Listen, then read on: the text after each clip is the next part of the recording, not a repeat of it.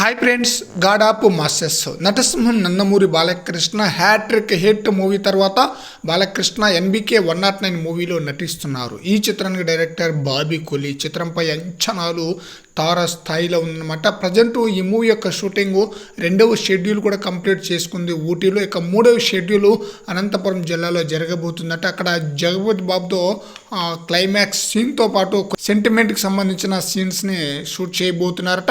అయితే ఈ చిత్రంలో బాలకృష్ణ 3 పాత్రలు నటిస్తుంటే ఈ చిత్రంలో 3 హీరోయిన్లు కూడా నటిస్తున్నారట. వారిలో చాందిని చౌదరి ఒకరు, మరొకరు ఉర్వశి రౌతెల్లా.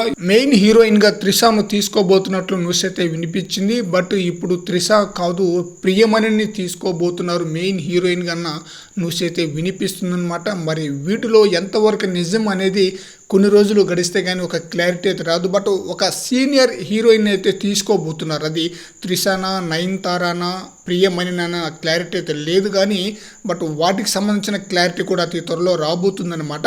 ఈ చిత్రంలో బాలకృష్ణ 3 పాత్రలు నటిస్తున్నారు. 3 కూడా చాలా బ్రహ్మాండంగా ప్రేక్షకులను ఆకట్టుకునే పాత్ర.